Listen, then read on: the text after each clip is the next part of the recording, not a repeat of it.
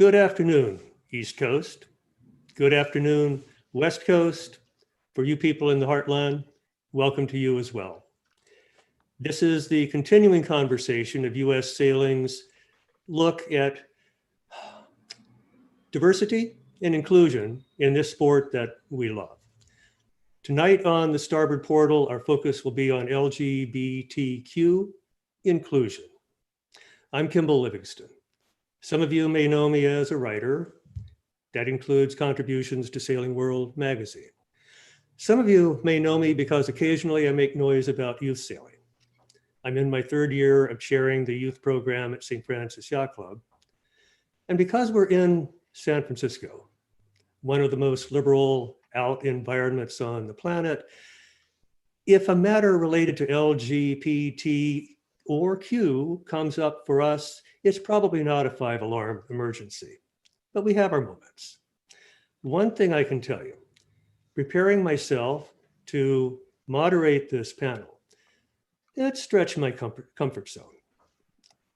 I'm not at home with every topic that might come up tonight, but this is an important conversation to have. We need to be talking about these things. I have a friend who lost a child to suicide. That's all the motive I need. And I think it makes a lot of sense to have the moderator chair occupied by a straight OWG. I'm such an OWG that the first time someone called me that, I had to stop and think about what it might mean. What I hope it's going to mean is that I can be officially the old white guy and still be relevant. So let's meet our panel. Francesca Clapcich, originally from Italy, two-time Olympian, FX world champion, and veteran of the Volvo race around the world. Welcome, Francesca. Hi, everybody. John DeRuff, re-elected team captain at George Washington University, far and away the most out college sailor in America. Welcome, John. Hi, everyone.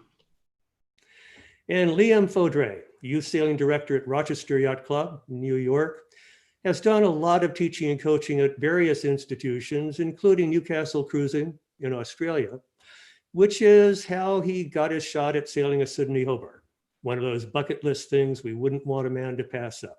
Welcome, Liam. Good evening, everyone, and welcome. And we have Stephanie Helms, sailmaker, regional race officer, president of the Northeastern Sailing Association. And Stephanie, I'm going to ask you to lead us off with your assessment of inclusiveness and inclusion in the sailing world as you know it, as you think you know it from other people. Can you take that on, please? Sure. Hi, everybody. I'm Stephanie Helms. Greetings from beautiful Casco Bay, Maine. It's foggy tonight, but hey.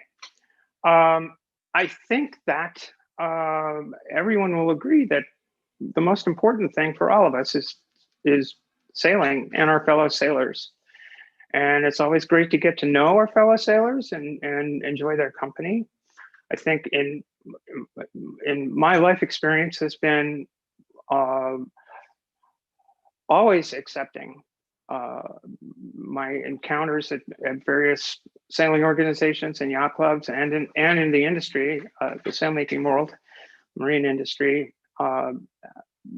People have gotten to know me and like me and accept me, and I try to bring the same sort of approach to everyone I meet as well. So I think get to know us as people a little bit and think about sharing your love of the sport with everybody else that is interested in being involved. Thank you, Stephanie. I want to turn now to my friend, John DeRuff. John and I sailed together a lot while he was in high school. We took a lot of kids sailing, my wife and I did. Kids came and went. John came and stayed, and he earned a position on the boat, such that when I was Commodore, he was the sailing master on the flagship of St. Francis Yacht Club. And that was not an empty title. I relied on John for his sailing skill. I relied on John for his engineering savvy, but most of all, Lords and I came to regard him as a rather special person with capability well beyond his years. But John, it was only 2 months ago, after 6 years of friendship, that I found out you're gay.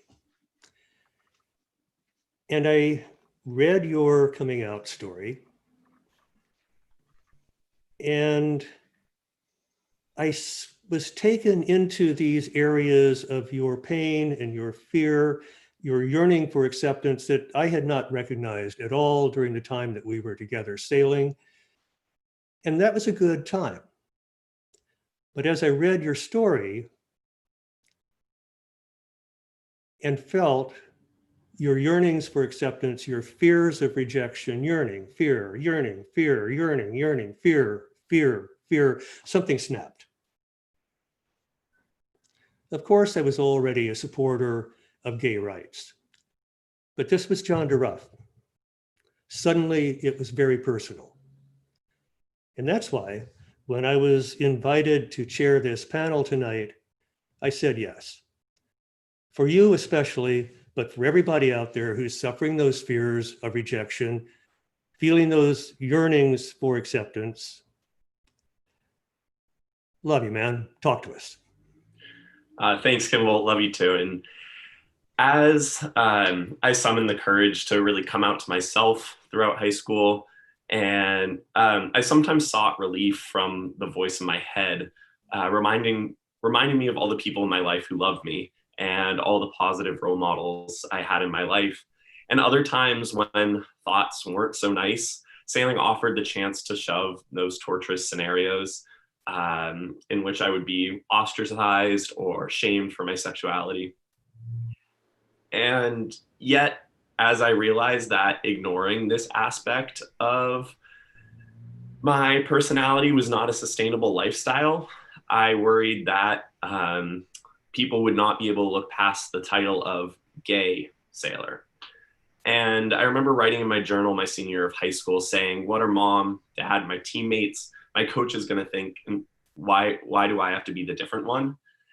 And the through line being through all of this is that sailing was and is so important to me that I wasn't willing to let it go in kind of the name of facing who I was. And yet, as word got around about this panel, I've heard from a number of people and had a number of great conversations with closeted sailors who described their youth sailing experiences, like the ones that I remember playing through my head. Some said that they were asked to speak on this panel, but never could because of how closely their careers and their personal life and their sailing life are tied together. And I also heard from a sailor who sailed at a prominent Northeast yacht club throughout high school and then also in college, that, and this is a quote, that the one gay coach I knew was openly made fun of, not by just the sailors, but by parents, race committee staff, and other coaches. Sailors would play rock, paper, scissors in order to decide who had to ride with the faggot on the coach boat. And so I feel incredibly lucky and thankful for a team and a community that has embraced me throughout my entire sailing life and coming out. However, I don't want my experience to think that, or let anyone think that we don't have work to do. So this last almost to a year since I published my story on Outsports, it'll be a year on Saturday, has been a year of finding my voice, as Kimball liked to say, finding my soapbox.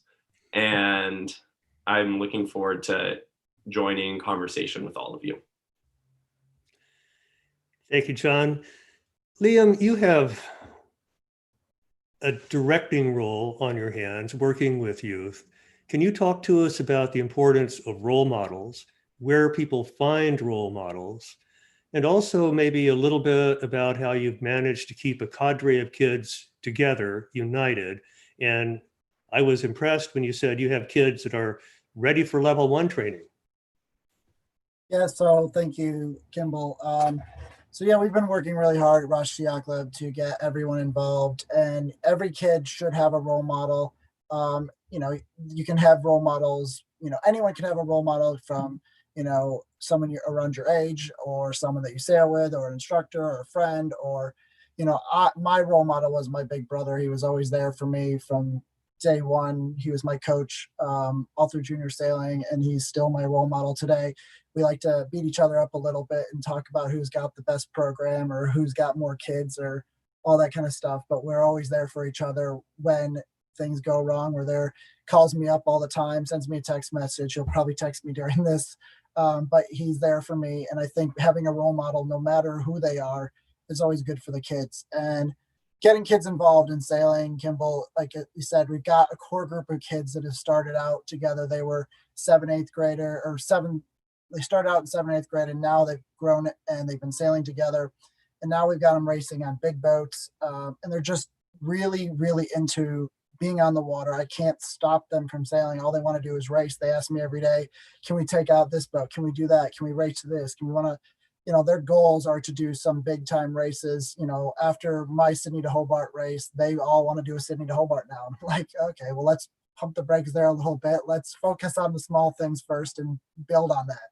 So, leading on to finding a role model, whether it's sailing, whether it's soccer, whether it's basketball, whatever the sport is, there's always a role model for everyone. And all my kids want to do Transpac because we're on the West Coast, but it's wonderful to be a kid. Relating to what we were just talking about, I could remember John writing that he didn't feel like he had role models when he was coming up, and that it was actually incompatible to be a gay and an athlete sailor. So I'm glad for all of us that those things are resolving a bit. Francesca, now you are the epitome of an athlete sailor. Do you know where inside you that came from? I know you grew up in a sailing family. Yeah, good evening, everybody, and thank you for having me on the panel. Yeah, I grew up in a small town in Italy, and my parents had a small cruising boat, and when I was probably just 1 month old, they brought me for the first time on the boat, and they created a little system with some bungee to just make me fall asleep down below, and when the boat was heeling. So that was my first approach to the water, to the ocean, to the sailing, and then a series of events. My dad got sick, and I found my way in my sailing club where coaches and other friends were just like supporting me and helping me, and I just kept sailing. It was a safe environment. It was an amazing sport, and I ended up being pretty skilled on the sport. And my dream has always been going to the Olympics and try to win the Olympics, and sailing just brought me there. So it was an amazing journey. It's still an amazing journey, and I would never be crazy grateful for all the experience that I had when I was a kid and my parents allowed me to have. And you made a remark a few days ago about our MNA in this country and how it's relating to issues of inclusiveness. Do you want to revisit that? Oh, for sure. I come from a pretty conservative country. I was born in Italy, raised in Italy, and the country is still not there yet. And of course, if all the system as a country is not there yet, the single sport federations are not there yet neither. I've been so lucky to marry the US American amazing person, and now I'm here and I'm part of the community in the US sailing, and it's incredible to see how US sailing is trying to make step forwards on topics that are not always easy to deal with. There is still a long way to go, but it's pretty amazing that there is an open conversation about that, and trying to find a way to get everyone involved in the sport, no matter your color, your race, your sexuality, no matter where you come from, and all these conversations are just so healthy, and it's really amazing to see that. And yeah, at the same time, I love to be in the US and be part of a community that actually accept me, support me. They see me as a pro sailor for the skills that they can bring on board, and not because I love a person or someone else, or because I'm white or black, or and that's pretty amazing. John, I know you've done some research on the numbers for kids who identify outside the binary and their participation in youth sports. Why don't you tell us a bit about that? Because the numbers are telling. Sure, give me just 1 second here. So I think the exciting part for me about this is, and I hope everyone can see these numbers here. The exciting part for me is that with this, sailing has an opportunity. And so as you can see, fewer than a quarter of all LGBTQ youth play a sport. And that's compared to nearly 3/4 of high school seniors who play a sport. And of that already small fraction of LGBTQ youth who do play, 80% aren't out to any of their coaches about their sexual orientation. And then lastly, with two times the rate of dropout among these athletes, I think it's easy for, like, when I was a young sailor, not being able to really find a sailor who looked like me in the upper tiers of sailing. And so, as I said, I think this also gives us a great opportunity in that sailing is already, with our largely non-gendered structure, particularly through youth sailing, we're already a big step in the right direction on how we can include all people and make sure that all young sailors feel accepted. Because in the traditional binary and gendered sport, so many young athletes who might even be cisgender, meaning they identify with their genitalia, meaning because we have a sport where anyone can play, I think we should proactively open the door to all sailors, inviting them in, going to their schools, doing club fairs like I know Liam does, just to see, try this out, get on the water. And I think we'll all accomplish our goal of getting as many sailors and as many people out on the water as possible. Stephanie, did you have role models, or how did you go about becoming your own role model? Well, I've known I was transgender since I was 3 years old. Of course, I didn't have the terminology at the age of 3 to express that. But I did know boy, I did know girl, and in the midst of an exercise that I was going through in a little bit of rehab, I had a little accident when I was 2.5. It involved picking up marbles off the floor. And in the midst of that, my mom did, the natural thing, said, "Oh, good boy." And I said, "No, girl," which caused some consternation in 1957.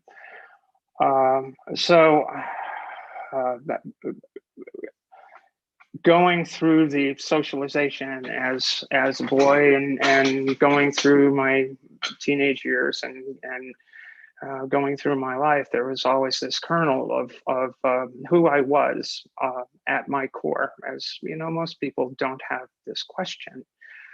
Most people gravitate towards the gender they were assigned at birth.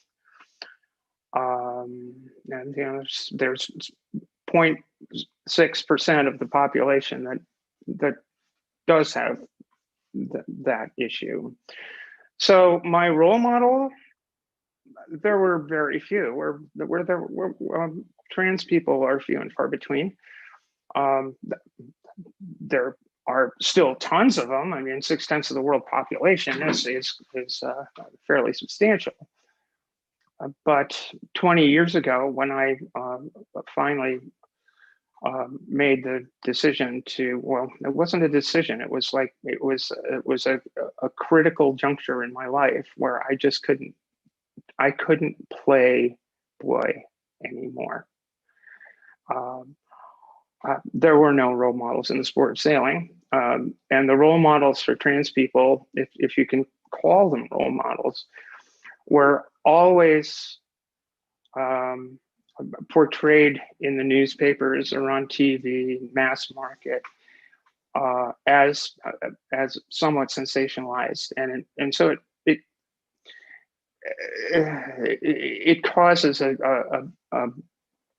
you wind up scared of yourself, basically. But eventually, like as for many folks, thankfully fewer transitioning in later life, because people are more open to the phenomenon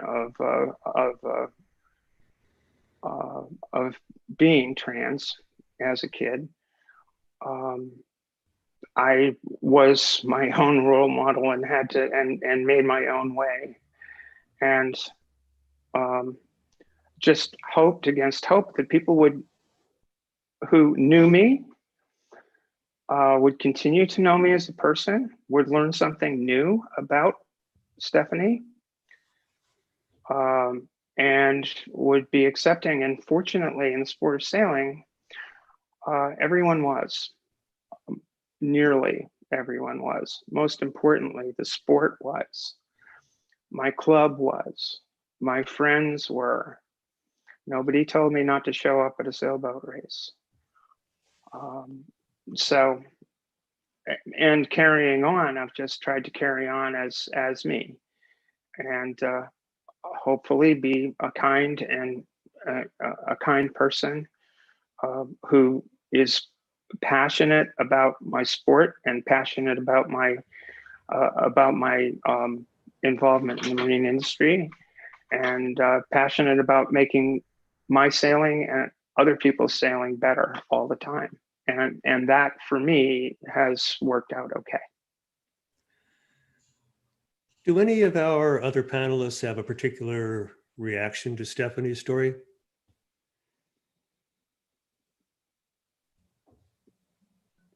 Go for it.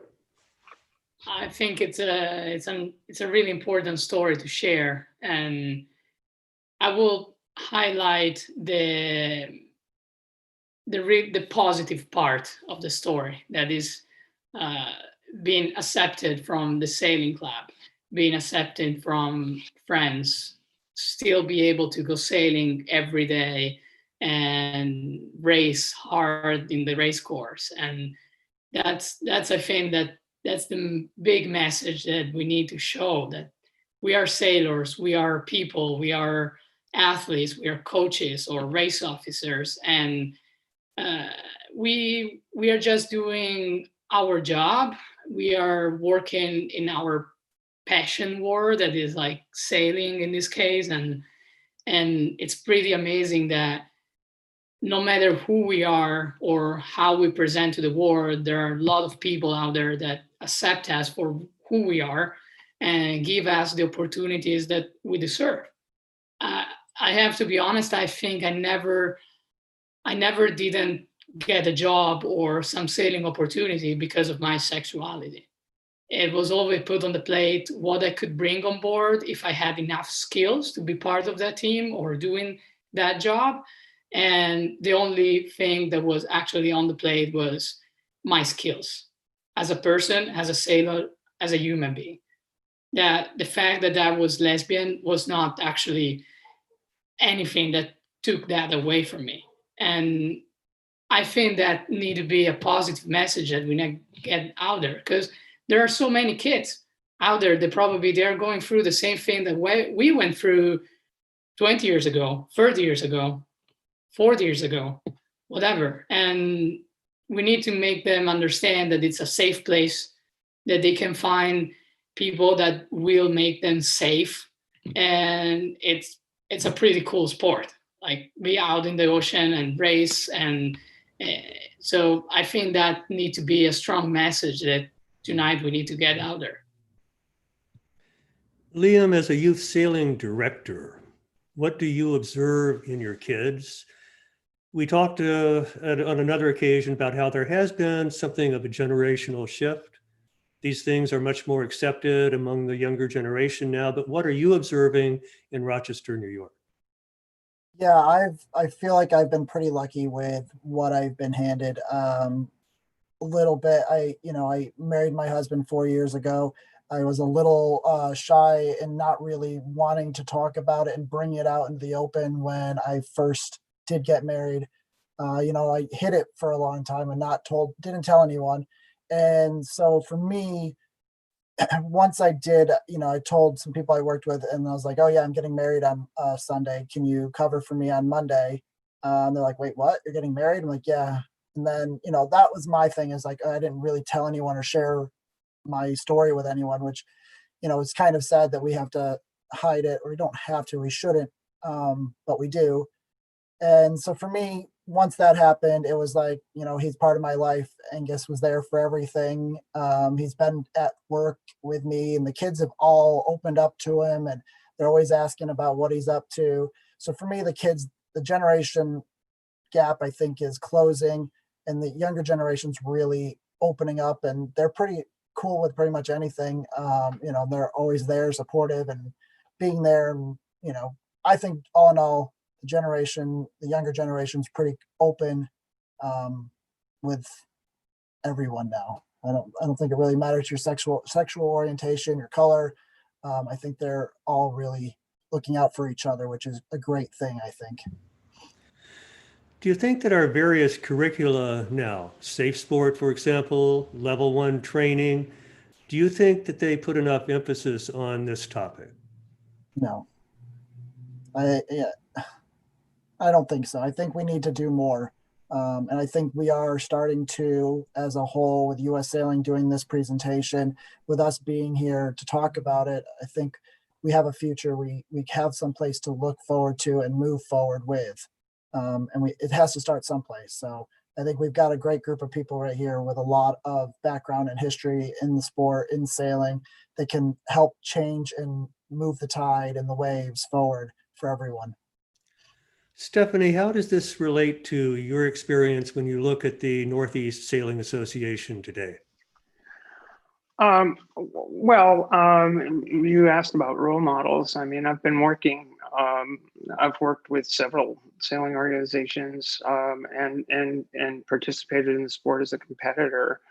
I was the district governor for J24 fleet for the J24 Class Association, District 1 governor. I was our fleet captain for a bit, both before and after transition, actually.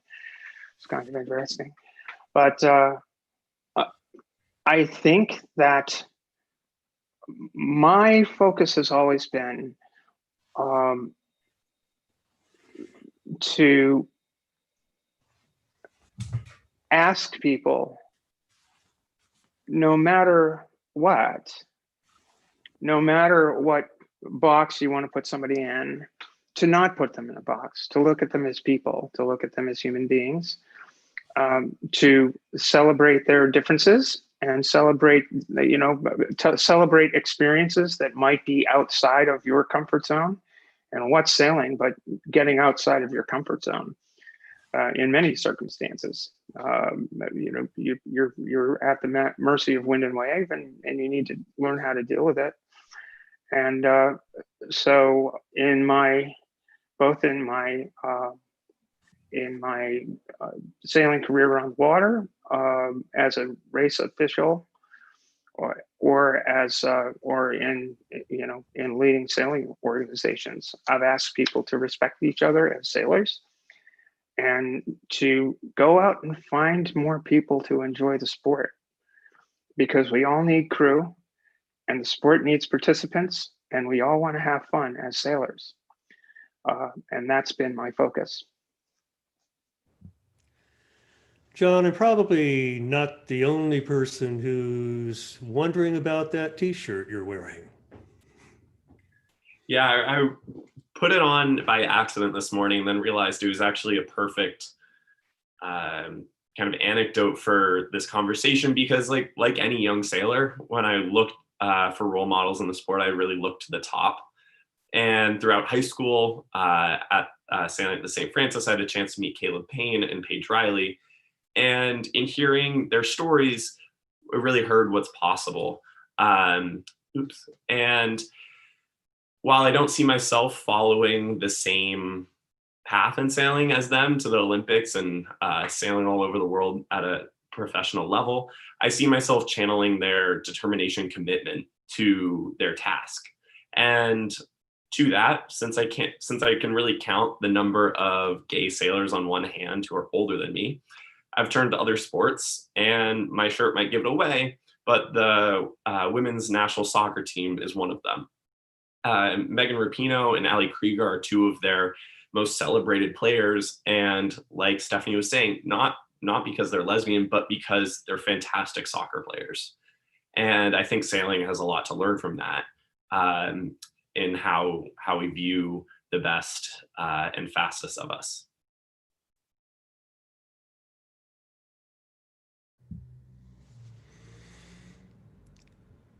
Can you think of any ways that you would encourage your younger self to be a role model for younger kids than you? Or was this simply the way it had to go? You grew up in one of the most liberal environments in America, but you still struggled. I think this question has been asked in many times and rearranged in many ways. There's no, as I'm sure everyone on this panel can say, there's no easy way to come out to yourself, your family, your friends, whoever. However, I think what the power we do have is to affect the community around these people. And so, as we've talked about a few times now, just putting ourselves out there as allies, as resources, as a rock in a storm to grab onto, we're going to make it better for the next generation. And so I think with US Sailing hosting this conversation, this is one of the first steps, and looking forward to other ways that we lift up all members of US Sailing that generally haven't had a voice before and struggled to find one as they were getting started. As I said before, reading your coming out story was somewhat disturbing for me because there was so much going on inside you that you hid from me. But the part of your coming out story that I really loved was what went on the morning after you finally came out to your parents. Could you retell that story for us? For sure. So actually the morning, my parents were visiting me here in Washington, D.C., where I go to school. And I came out to them after dinner one night. And the next morning I was interning on the Senate, or in the Senate that semester. And I was giving them, or supposed to give them a tour of the Capitol building. And it was almost the perfect thing because I was incredibly proud to be interning there. I was proud to have them there to see both the work I was doing and this magnificent building. And I loved how, and I give my parents a lot of credit for this, how my ability to be a sailor, to be their son, to show them around the Capitol building had nothing to do with the conversation that we had the night before. And it was really the perfect kind of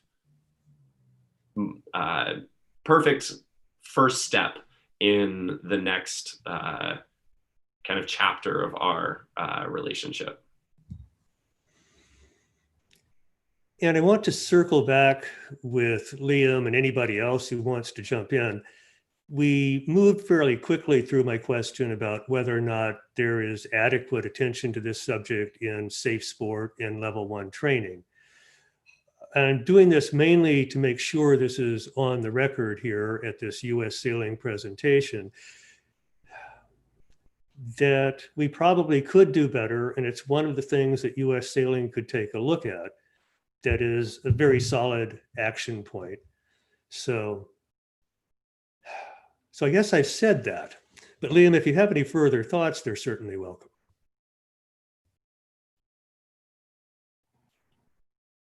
think does anyone else have anything they want to say? I know we talked a little last night about it, and Stephanie and I think Francesca, you guys said some good points. Yeah, I think safe sport is a good starting point. It gives some guidelines, especially for like coaches, assistant coaches, how to deal with like bullying, with a lot of situations that sometimes happen, especially in big teams. And at the same time, I feel that give a lot of guidelines about how to report things. There is not more this like, don't ask, don't tell, don't, if something happened, don't tell anyone. Need to be reported. And that's the first good step, in my opinion. Because I'm not saying that it's scaring people, but maybe a tiny bit. So you kind of think twice before doing something. And it's a first pretty good step, I think. More can be done for sure, but I also think that it's a lot in the hands of coaches and staff and assistants, where you spend so much time with like kids and teenagers, and you can guide a lot, like kids, on how they are using the words, how you can express yourself with other people. And that's a big part of coaching and educating. We are not just teaching kids how to go out and sailing and win races. We try to teach them also how to be good human being and how to be respectful. So yeah, I feel that like US Sailing and the Olympic Committee can put and need to put guidelines out there, but then it's really up to coaches and educator how you use the guidelines, and you actually create a really safe working place and safe coaching place. Go ahead, Stephanie. Yeah, I'd like to just throw something in from the perspective of a trans person, particularly speaking to the issue of trans participation in sport.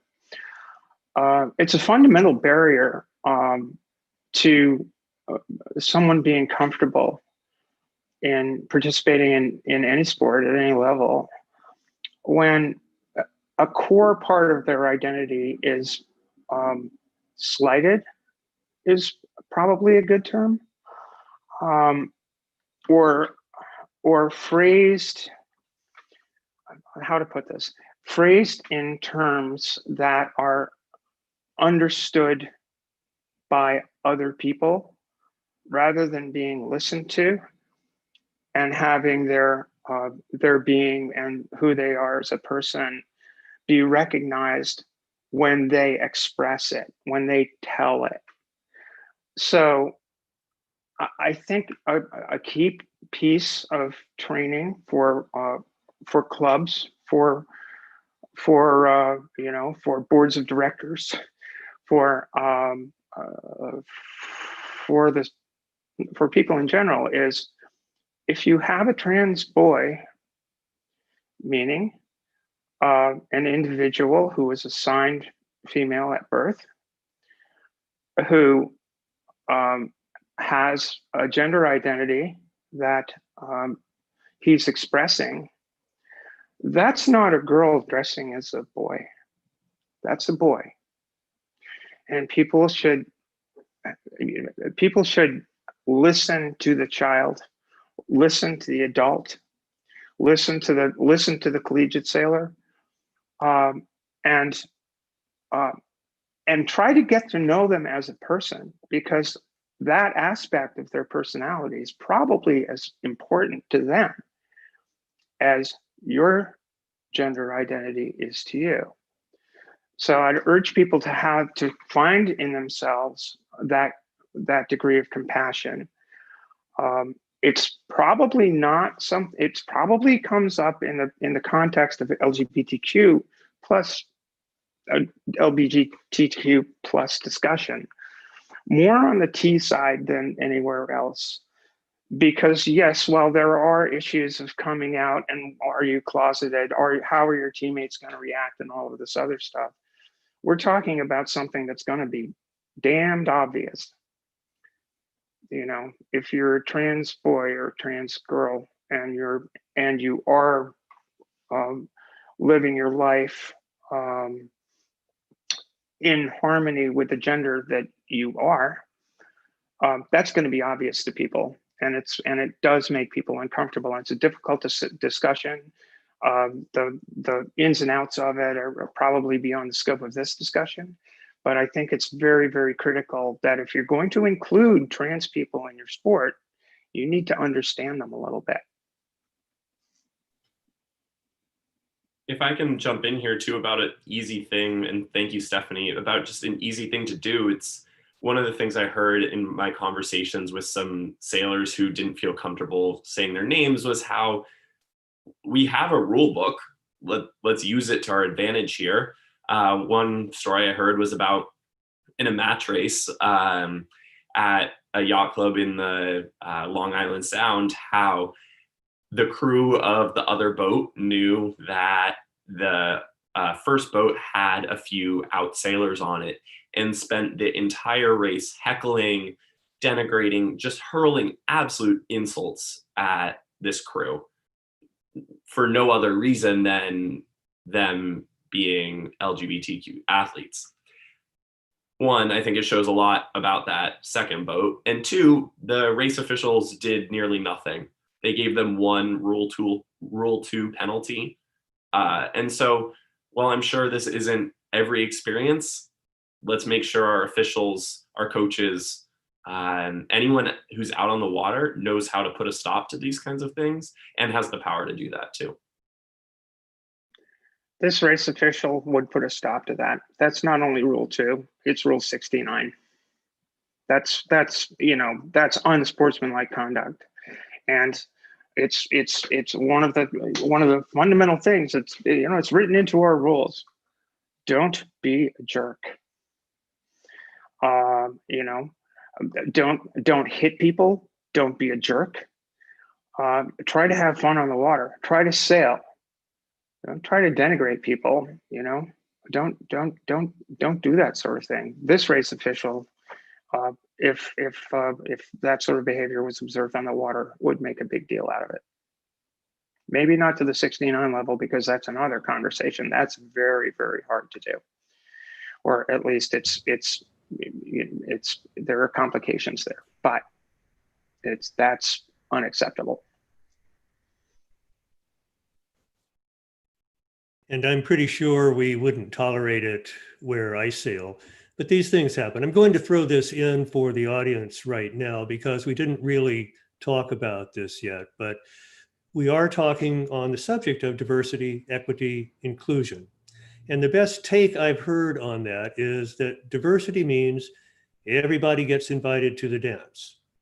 Equity means when they get there, everybody gets to dance. Inclusion means everybody has a good time.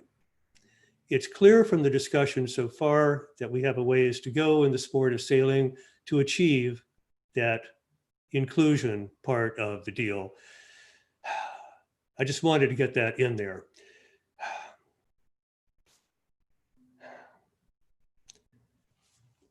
I'll read you something that came in from the audience. And I'm not sure it's entirely fair because we're here tonight because the leadership of US Sailing is making this happen. But here's the question that came in for the panel. As a minority, can we ask the majority leaders of US Sailing to do more to educate themselves and members and take a stand?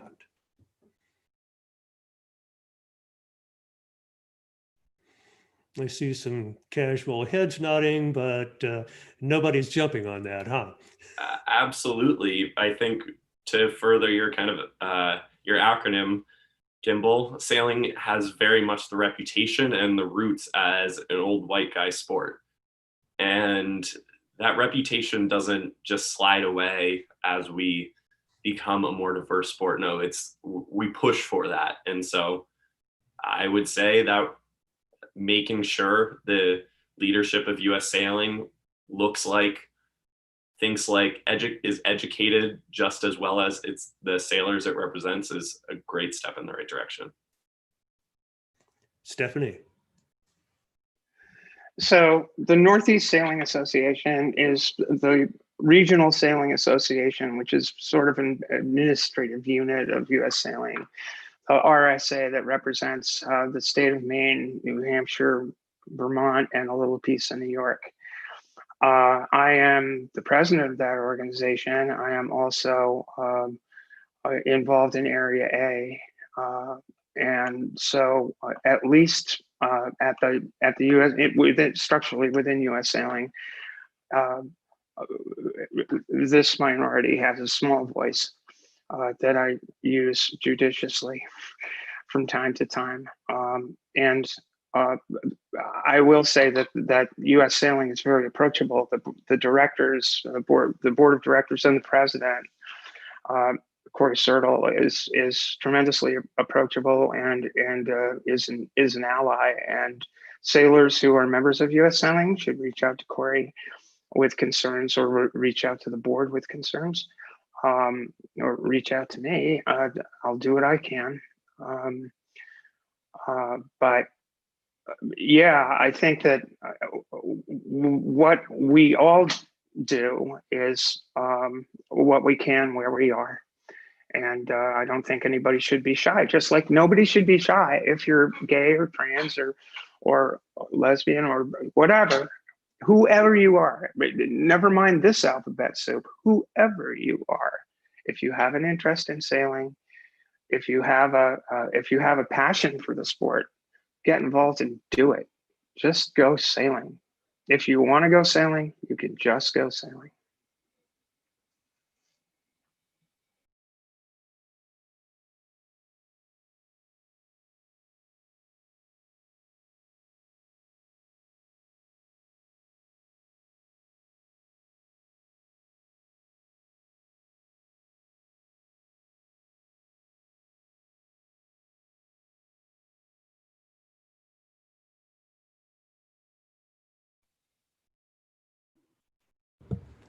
That's Kimball. right, I forgot to unmute.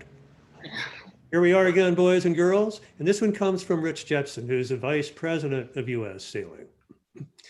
What advice do you have for the Diversity, Equity, and Inclusion Committee and Task Force of U.S. Sailing on rubrics, structure, best practices to eliminate bullying in competition or training? That's open to anybody. That's open to everybody. I think it's not an easy question. That's why there is probably a full committee trying to to make some guidelines and some rules. But honestly, I feel that U.S. Sailing is working really hard on that subject, and that's the first big step. Like, if we don't start somewhere, this conversation will never go anywhere.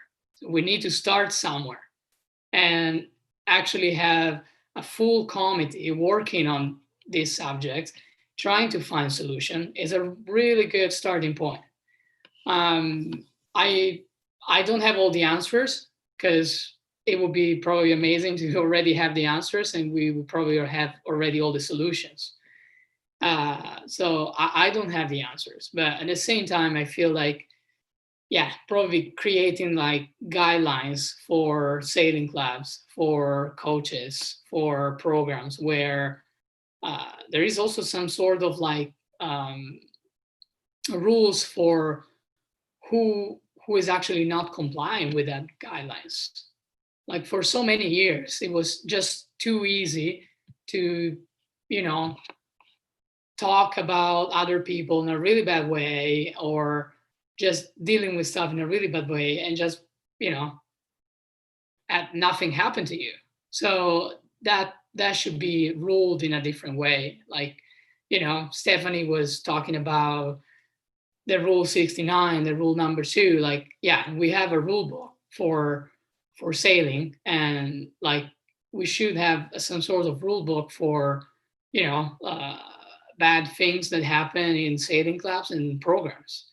We cannot just let things go because yeah, it happened one time, will not happen again. Well, yeah, if you're not doing anything, it will happen again. It's a bit like the good and bad parenting where the kids is okay, it will never happen again. Well, if you let him do it again, it will happen again. And I feel that US sailing need to get to one point where it's kind of like the hard parent putting rules and make sure that rules are, get it done. And that really comes down to the people who are running a given program, I think, although top-down direction probably is relevant. We still have some time left, but one thing I want to do is open this to all of the panelists. If there's something you brought with you that you really want to get in, before we let ourselves run out of time, why don't you jump on it now? Do I see a hand go up? I got one. Mr. DeRuff. And in really thinking about my comments tonight and preparing for this, I wanted to make sure that people know that who might have said something they regret in the past, because I know we've all said those kinds of things and made mistakes. But I want you to know that this isn't the gays are coming for you and we're going to make you walk the plank. No, while I absolutely want to come out and beat you on the water, let's make sure that you can acknowledge and apologize to the people you may have hurt in the past. But the important part is to committing to a future of US sailing where all sailors are celebrated for their accomplishments. Because after all, we are a community of people and we all deserve to be highly respected. How did it feel when you were elected a team captain at George Washington? It was really fuel to my fire of realizing that with a position of power, I needed to say something, and that staying quiet was foolish and letting a lot of people down who I may or may not know. And so I love my teammates and so grateful for their election, and looking forward to hopefully making them proud this year again. And how does it affect just a moment, Stephanie. And John, how does it affect your moment that the team lost its varsity status beginning at the end of this year? Yeah, that was obviously a big blow to us. Yet, as soon as that announcement came out, that the love of the people, or our teammates, or my teammates, our alumni, just their love and affection for the team poured out. And not that it wasn't there before, just it was time. Our team was in some sort of peril and everyone reached out. And so I'm so grateful for all of our alumni and their pledged support. Stephanie, what do you have for us? Oh, you asked John how it felt to be elected team captain after he came out, and I just wanted to chime in and say, when I was elected our club race officer at the Portland Yacht Club after transition, that was a special moment. When I was elected J24 Fleet 43 race officer, after having served in the capacity pre-transition, post-transition, that was a special moment. These are the kinds of things that acceptance means to real people in real situations. And I think that when people get to know you and you make a commitment to welcome people who are avid sailors, who are passionate about the sport, that's how inclusion happens. And I encourage people to get to know everyone and get to know their sailing skills and get to know their passion for the sport, because you don't know what you're missing.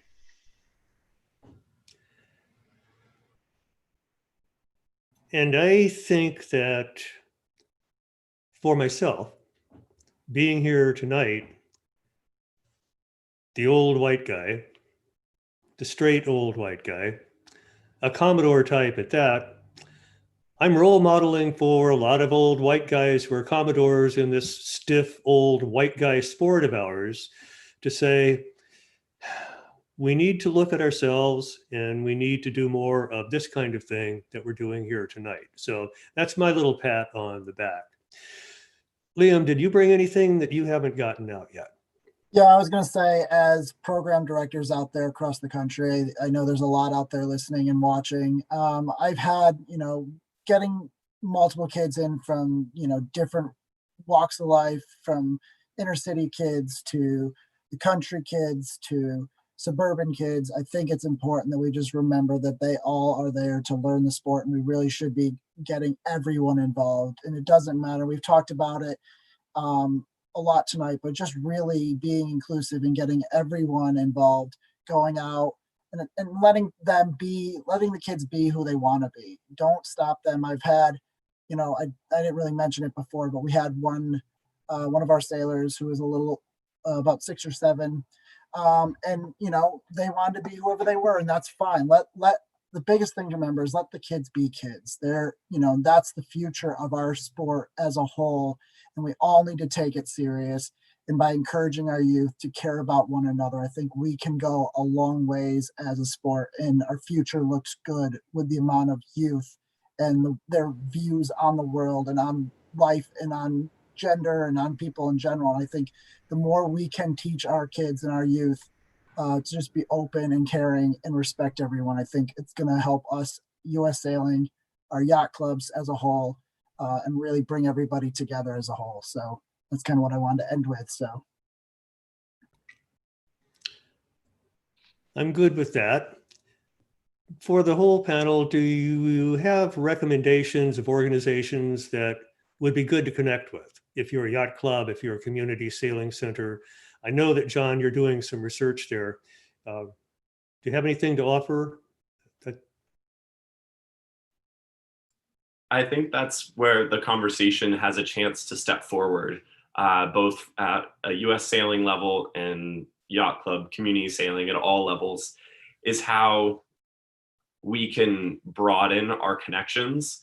We have a chance every spring to train nearly 1,800 level 1 coaches for the first time. Let's get some training in there. And I think that I feel fortunate that this is far from the last conversation we're going to have here. And so long story short is stay tuned.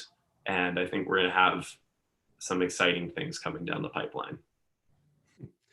That sounds good. I know some things that you are preparing to share with U.S. Sailing, and I'm sure they will be put out there for the public as soon as they're ready. And Francesca, maybe the answer is no, but is there anybody you would like to introduce to us? Well,